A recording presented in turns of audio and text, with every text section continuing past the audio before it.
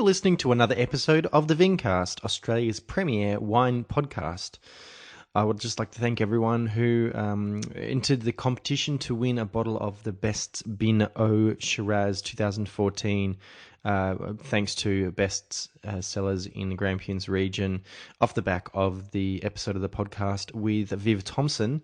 And I'm happy to announce the winners of the competition, who hopefully will have received their bottles of Bin O 2014 by now. They were Lee Tran Lam, Corey Ward, Sally Cantello, Steve Dingwall, Linus Wilson, and Andrea W.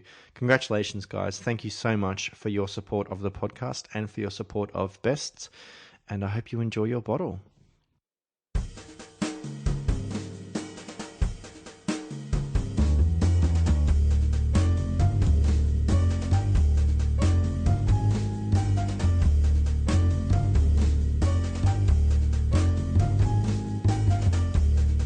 On episode 90 of the Vincast, I chat with Neill Robb from Sally's Paddock at Redbank, a titan of Victorian viticulture and winemaking, particularly in his home region of the Pyrenees.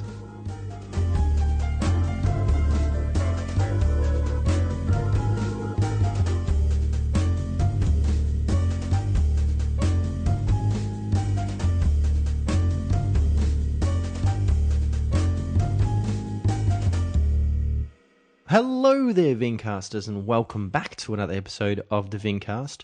My name is James Guestbrook, otherwise known as the Intrepid Wino, and of course I apologise for the slight delay in getting a new episode up to you.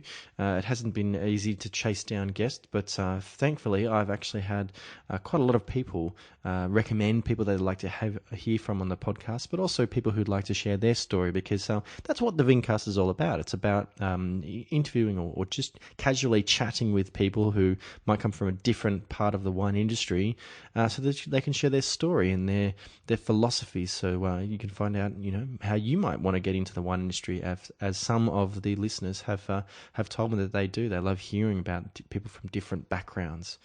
For this week's episode, I have Neill Robb, who, as I mentioned in the intro, is a titan of Victorian wine, having established one of the first wineries in the Pyrenees region in Victoria, and is a much-loved figure in the Victorian wine scene. So he came into the Vincast headquarters to share his story. I hope you do enjoy it. Please do stick around to the end so you can find out how to get in contact with both of us to share your impressions. But until then, I'll see you on the other side. Neill, thank you very much for making some time coming into the Vincast studio, if you can call it that, which is basically my living room, and welcome on the show. Pleasure. Thank you. I typically ask my guests at the start of each episode if they can remember their earliest memory of wine, where it sort of really stuck with them and made them think that, wine was something quite special and they might want to sort of dedicate their lives to it. Oh, dear. My father was a viticulturist and also a sometime winemaker. I grew up with it a bit. Sure. So it was just osmosis. Yeah, there was no sort of great epiphany or catharsis. No sort of progressive sort of thing. I was looking at other careers, but sort of slipped into wine. Sure. What early memories do you have of being around, vineyards and wine, with your father? Oh, well, my father was the manager at Olivewood Estate in Renmark. Yeah. And he was very friendly with the winemaker CEO there, was an extraordinary man called Karl Wiedenhofer. And so we were always hanging around what was then called Renmano. Right. Which was the Renmark Cooperative Winery. Yeah. And distillery. They were all brandy distillers in those days too. Yeah. So although we were mainly on a citrus property and olives, but they did have vineyards there, so I always remember vineyard. Mm-hmm.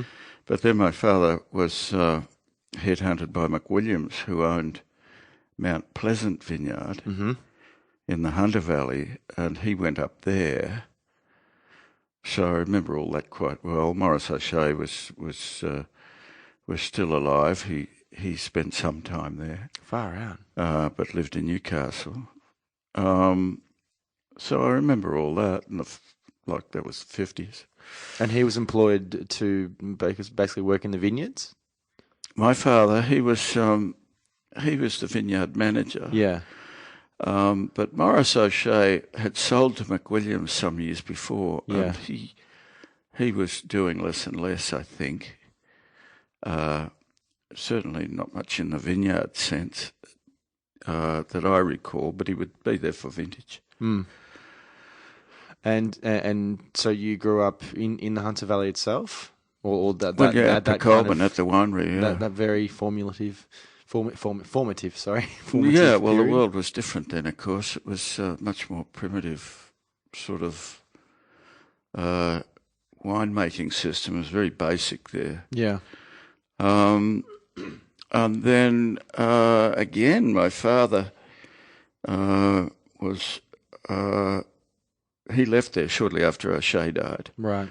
And then he was working in Elder Smith's, and he was employed by Remy Martin to set up what was then the Chateau Remy vineyard in Avoca. And Chateau Remy was a joint venture between Nathan and Wyeth, who were Remy Martin's Australian agent. Right. And it's a long story. There were funds left over after the war when they couldn't repatriate funds. And they decided to put them into the vineyard. So he started that up as the foundation manager in 1963. I actually never lived there, right. But of course I used to visit him there, yeah. and do a bit of vintage work if I happened to be there. So were you in high school, sort of in your 20s at this point? 63. What would I have been in 63? 18. Yeah, okay. Young adult, 17. absolutely, yeah. And you talked about sort of thinking about possibly other career paths. What were some of those possibilities? Oh, all sorts of stuff. But whatever. I didn't pursue anything. No. But eventually, you entered the. I eventually, after doing several bits and bobs, I went to. I got a job at Berry Co-op. Yeah. In Berry in South Australia, as a cellar hand, and I was also studying at Glossop High School part time to do matric chemistry and sciences, physics, thinking to go to Roseworthy College. Yeah. But I'd done humanities at school. So whatever, the Roseworthy College was inundated by applicants at that year. Mm-hmm. That was at about the start, like in 1968 and 9. That was really, the wine industry was starting to boom, and there was a lot more interest in the viticulture course. Right. And the enology course at Roseworthy. So I didn't get into Roseworthy. I've sort of been grateful for that ever since, because things took a different path, and I'm sort of happier where I am, probably. So what was that path? Well, I worked in wineries and learned by various, and just on the cellar floor. And then I was offered a position at Chateau Remy, which is now Blue Pyrenees, but at that time it was called Chateau Remy. Yep. Chateau Remy was set up mainly for brandy production. And they had, it wasn't very successful. It really wasn't the right region to grow that. Well, I was thinking that. I was grapes. Sort of like, why there to well, I'm not sure, though. There are reasons, all sorts of circumstantial things why they wound up there. Yeah. One of which was water. There was a big gold mining dredge which was abandoned on the property because it had filled up with water. Oh, right. So there was a big water supply there for irrigation. Yeah. That's one of the principal factors. They had a lot of white grapes, and many of them were a variety which was then known as White Hermitage, but in Italy it's Trebbiano. In France it's called Uni Blanc. So in France it's a cognac variety. Yeah, absolutely. The most planted variety and in the world, anyway, they saw the possibility to change over to sparkling wine production. Yep. So I went back there as the winemaker under the consultancy of Colin Priest, who'd been the winemaker at Great Western for many years. Yeah. And so we started making the sparkling wine there. Right. Okay. And obviously being quite a cool climate, it's possibly a nice climate in the Pyrenees. Back then, a little bit more cool than it is these days. It's changed, ideal for sparkling wines. It has changed a little. But that was the beginning of that sort of sparkling episode there. And then after that, Taltani became involved in sparkling wine as well. So now it's probably the biggest sparkling wine area in Victoria, I guess. Probably, yeah. The Pyrenees. As far as, high quality volume, fruit. So was that your sort of the first introduction to the Pyrenees region? Yes. Yeah, okay. Yeah, apart from visiting my father there. Yeah. So, of course, there, when my father went there, he planted some small plots of various grapes, Palomino because he loved sherry, and some Shiraz, some Malbec, and some Cabernet Sauvignon. Just small plots near the house just to do some experimental winemaking, but they weren't really interested in red wine at that time. Right. But the wines were pretty impressive. Right. So when I left there in 73, after the vintage in 73, I left there and bought a little block of land up at Redbank. Yep. And purely to make red wine. Right. Okay. Yeah. What was your father's involvement at that point? Well, he was still. He was sort of. These days you'd call him the CEO, I suppose, but he was the manager, a general manager. He was also the property manager for the group because they owned Qualtala and they owned Max Cider, Lilydale Cider. Yeah. They had quite a lot of properties. Yeah. Okay. And so that was when Redbank was born. We started Redbank 1973. And were you already married at this point? Yeah. And that's sort of also when Sally's Paddock was born? Well, yeah, Sally's Paddock was our first planting. Right, okay. So, yeah, I married Sally in 1972. Yeah. And that was your wedding gift? Well, yeah. Well, it was a bit of a leap because I actually resigned before I had anywhere to go to, so I was sort of a bit desperate. And I was looking for jobs around the industry, actually. But I couldn't find anything that suited, and I'm not qualified. Right. Which wasn't so unusual in those days, actually. There are a lot of unqualified winemakers around. So qualifications were kind of an important thing? For corporations, they were. Right, okay. Yeah, but not for family-owned vineyards. No. Just passion and a bit of money, yeah. I think. So anyway, that was the story. I started up there, started with Sally's Paddock, got the... Then we worked on that. We started making wine in 76 because at that time, you see, Mount Avoca was going and so were Taltani, but they weren't making any wine. They were selling grapes. Right, okay. And so we were buying grapes from several vineyards around Mars Flat, up Bendigo, Morong. We bought grapes from all over the place. Mostly small vineyard stuff, and making a whole range of varieties to see what was what. Mm-hmm. A lot of sort of experimental in a way, although we had to sell them. We were broke. Mm.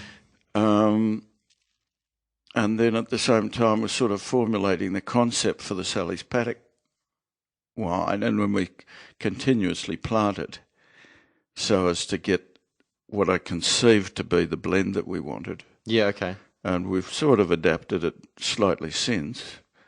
We planted more Cabernet Franc in 82.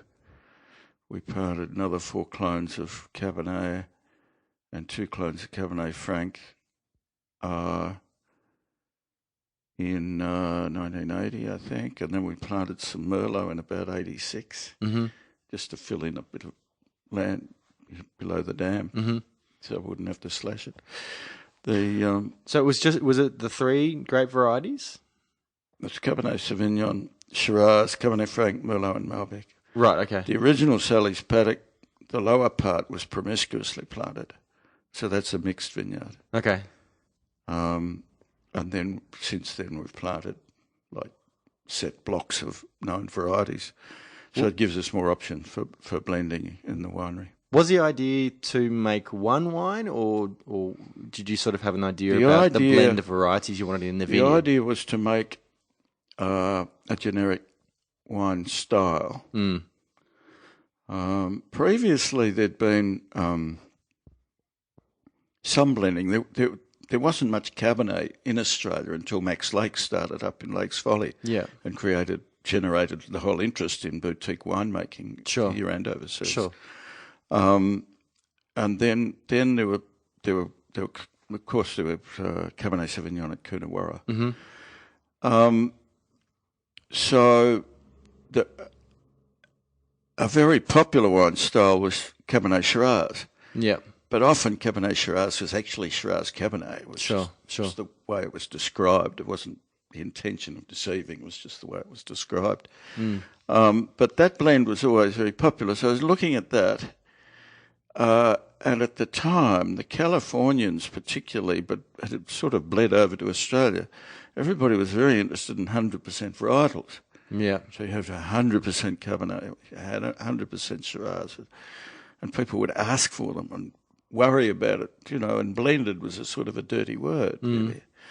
So I devised the Sally's Paddock as a generic style, and for many years I didn't have a back label and I wouldn't tell people what was in it. Eventually, when we needed barcoding and we needed other sort of statutory information on labels, we put the back label on and said what it was. So standard drinks. But it's now Cabernet Sauvignon and Shiraz principally. Then the next variety, Cabernet Franc, and then Merlot, and a little bit of Malbec. But it's always been just one wine? Yeah. Wow, okay. Yeah, it's always been just the one wine. What sort of decisions, apart from what grape varieties to plant, did you make as far as the viticulture of the property of the vineyard? We went for pretty basic, sort of really an old-fashioned style. A lot of the wines that were really successful in quality terms, like one in particular, Edwards and Chafee had a vineyard at Seaview near the McLaren Vale, and they had bush vines there. They made beautiful wines, just absolutely stunning wines, up until about 1965 or so, when there was a sort of a big viticultural trend led by the CSIRO and other people who proposed that if you managed irrigation better, you could get 3 or 4 times the crop and still not affect the quality. Well, this is only partially true. It's certainly economically valuable, but some of those wines, prior to irrigation becoming very common in vineyards, were absolutely stunning. And so we wanted to go back to the non-irrigated single trellis wire. Wouldn't go back to bush vines. It's too hard to manage. So we went back just to the old culture, really. There was nothing special about it. It was just, it was an existing vine culture, but we were just relying on the vine to adapt to its circumstances. They took a long while to come into production, of course, at that rate. It's rather hard country where we are. The soils are very mean. So is there much rainfall in that part of the Pyrenees? The rainfall's about 22 inches. But it's sort of fortunate rainfall because generally falls in winter. Yeah. So we have a dry summer. We don't have any disease, so we don't have to spray anything. Okay. and so long as we've got an underlying red clay under that vineyard, well, all the vineyards really, and so we if we can get any decent sort of winter rain, we can get through summer quite successfully. We don't get huge crops, of course. So at the time that Sally's Paddock was first started, I think you said that Manavoca and Taltani, they weren't actually making the wine themselves? No. Manavoca was specifically set up to sell grapes to what's now Blue Pyrenees. Yeah, okay. Taltani was set up by John Goulet really to be like an Australian Bordeaux Chateau style, which is very interesting when you think how well known it is for sparkling. But they hadn't built a winery, right? And they didn't start making wine like David Honan was the manager. He wasn't the original manager because it was originally owned by the Olivers. They started it up with Wally Henning and then sold it to John Goulet. 72, I think they sold. And at that time, they got David Honan was the manager, who eventually started up Cape Mentel. Yeah, and he made wine in 76, made beautiful. It was a great vintage 76. He made some beautiful ones in 76, but he left shortly after that to go back to Cape Mentel vineyard. And so we was, but they really didn't have a winery. He was making it in a cave in the hill. Wow, which is still there. Oh yeah, yeah, and but those wines were pretty good. Then they built the winery. I can't tell you when they built the winery, but I think it was about 78 or 9, I think. 78, something like that. Yeah. It'll be on the record. So at this time, was there kind of an awareness for the Pyrenees in Victoria as far as a wine region? Were people, oh, yeah. Yeah? Oh, yeah, it became very popular very quickly. So Sally's Paddock became popular very quickly. Yeah, okay. And there was this very close association Chateau with the Remy Pyrenees. was sort of known. Yeah. And they were bottling reds. And like you have to remember, there weren't that many wineries around. Right. And the Yarra Valley had, like, I think Yeringberg was operating. Yep. And Yarra Yering. Yep.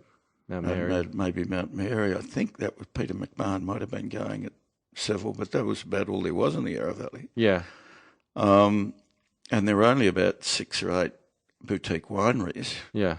It was like Lakes Folly, Balgownie, and then those guys, Yeringberg, but that of course had been like a traditional sort of farm winery, really. Yeah.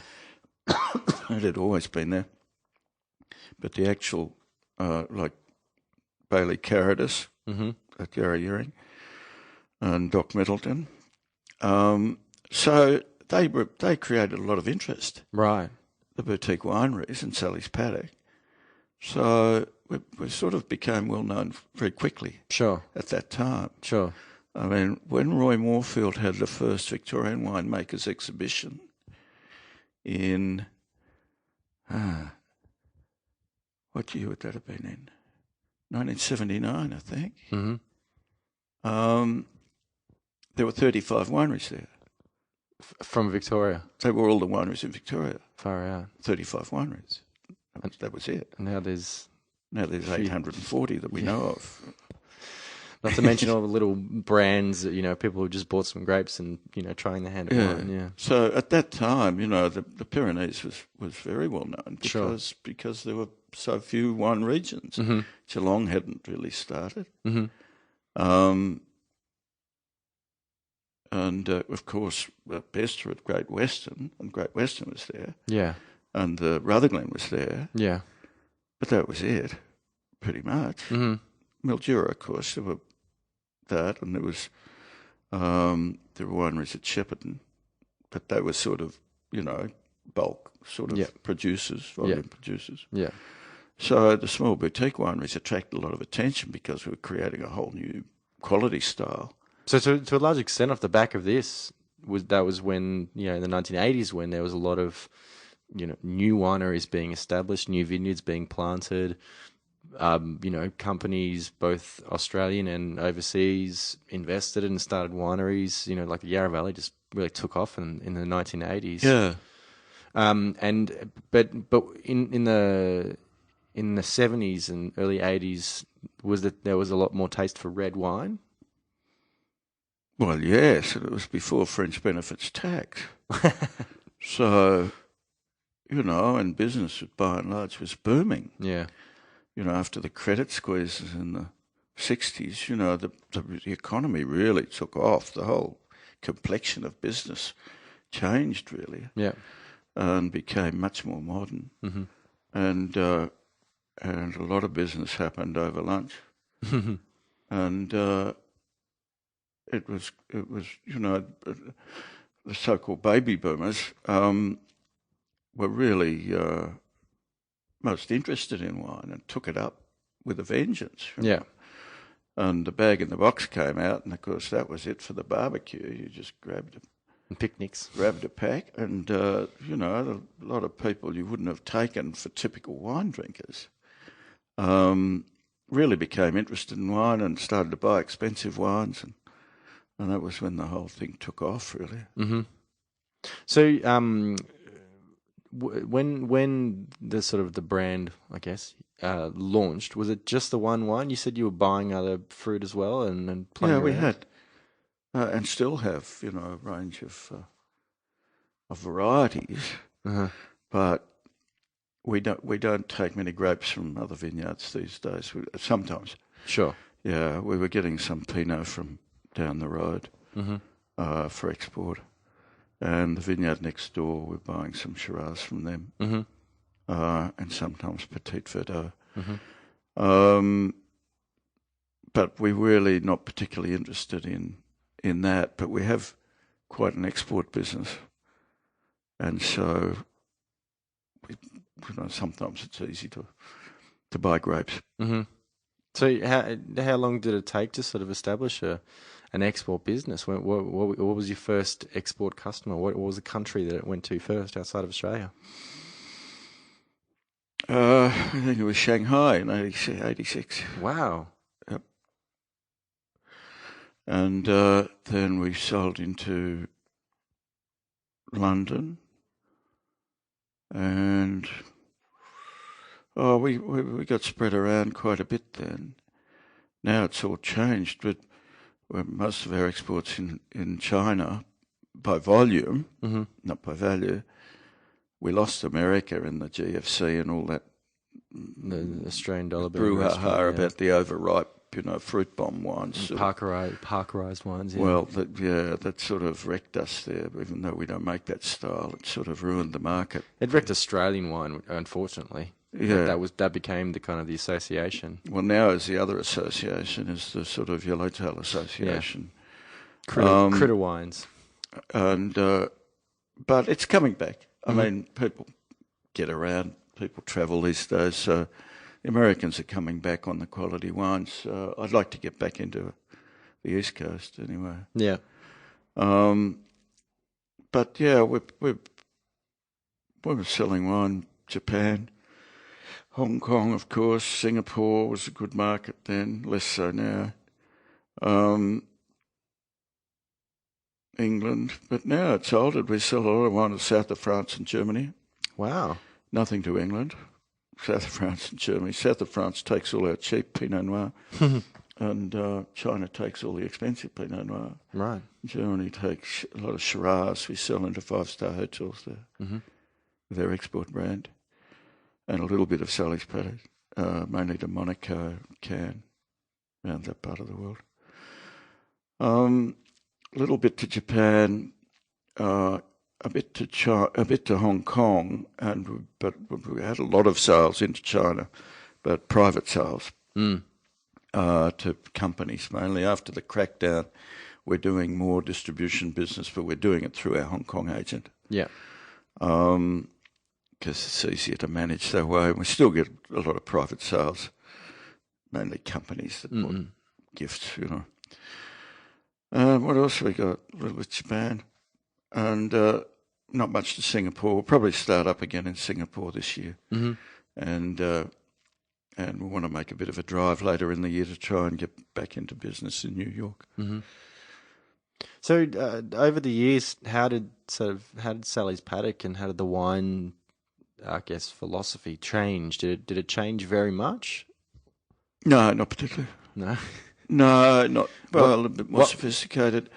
I think originally we might have been using a bit more new wood, and then we started to use a bit less wood. We mature wine in punch and size, so as we don't have to move the wine around a lot. Okay. And so we don't sort of have the concentrated wood flavours that a lot of wineries use. But barriques, of course, they get very concentrated new wood characters. Yeah.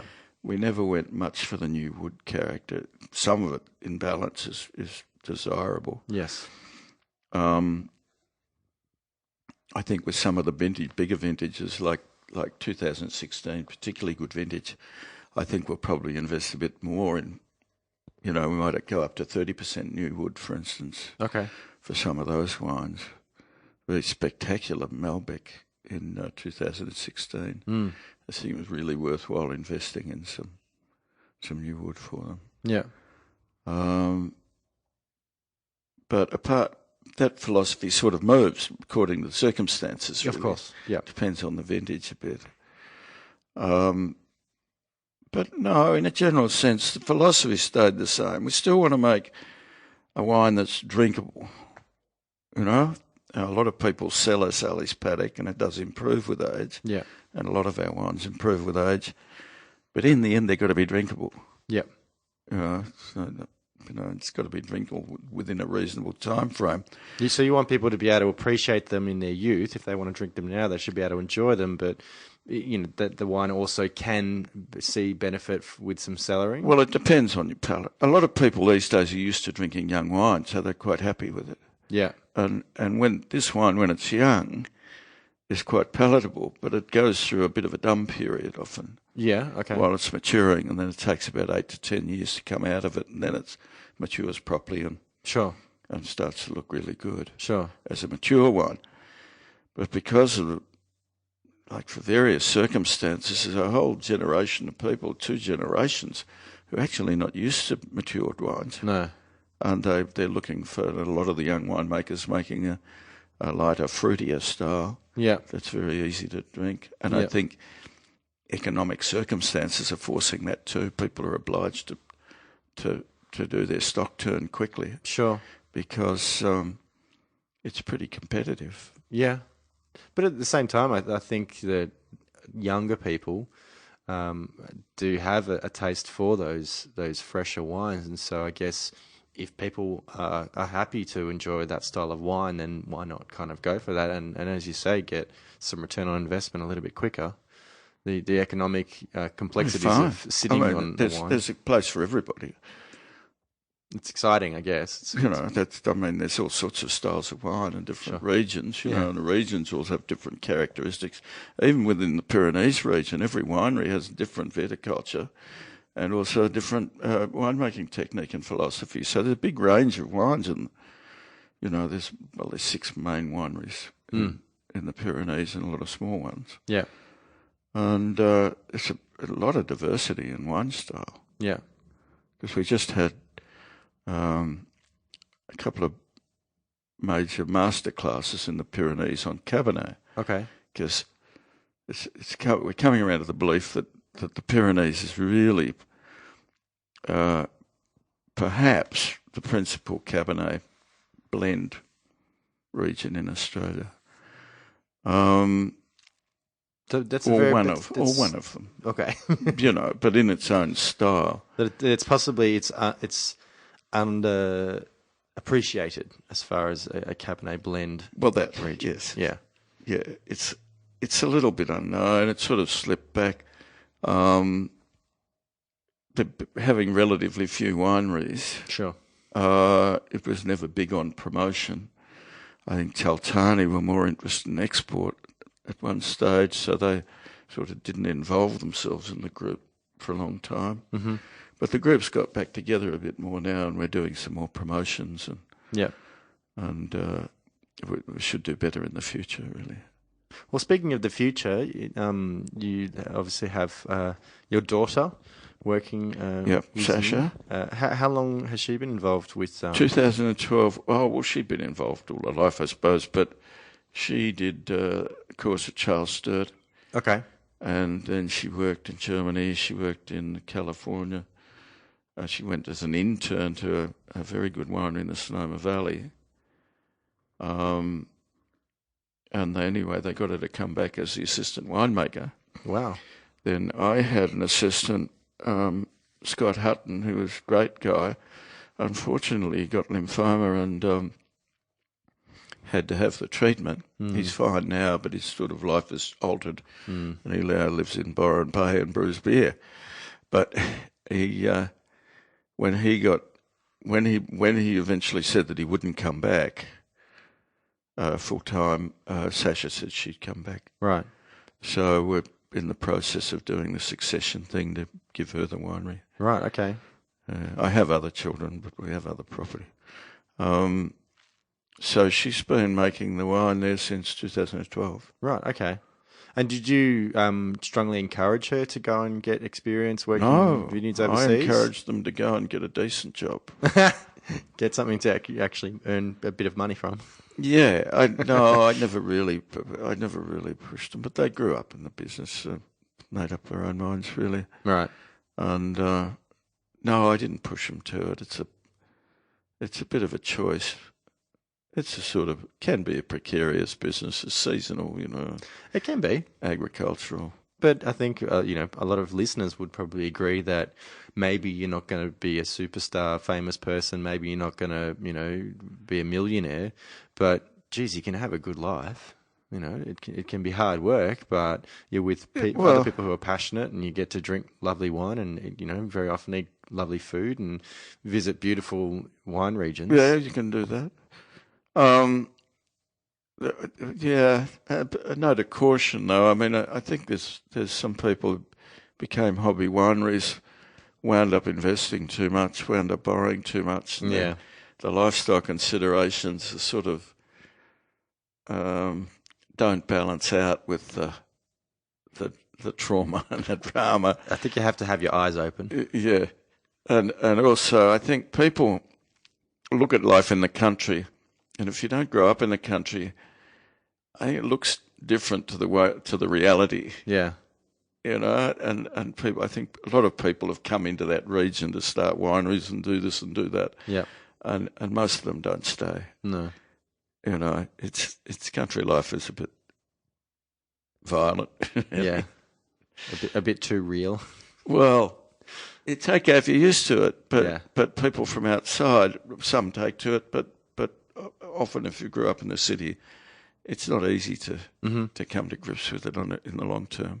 But it is, it's a lovely place to visit. The Pyrenees it's not too far out of Melbourne, and is there a bit of a booming kind of tourism industry in the Pyrenees? Are they trying to push that angle as well?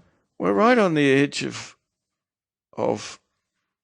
that sort of circumference, if you like.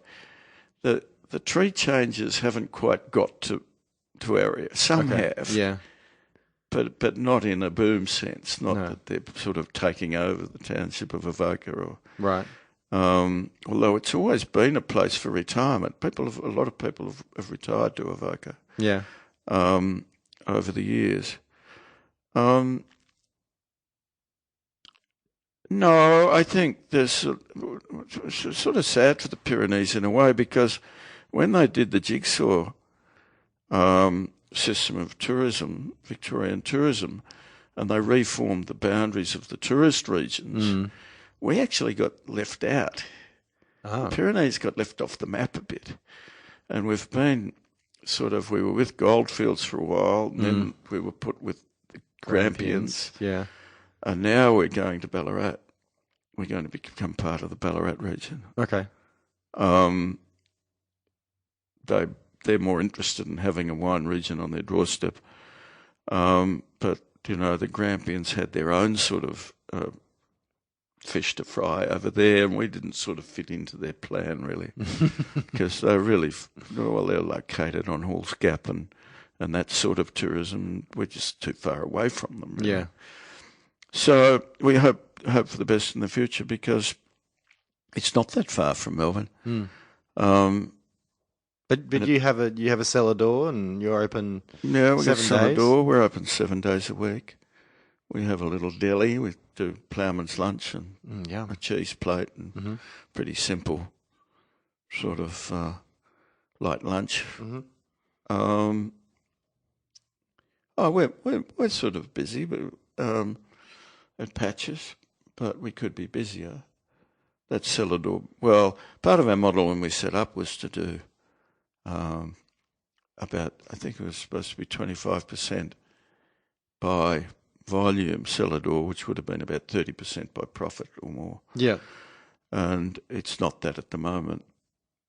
It'd be nice to get back to that, because that was the sort of economic model for us that made it all really worthwhile. Well, I remember from my my wine business studies at the University of Adelaide, they said that I think like 25-30% of sales through cellar door or direct sales was an ideal model.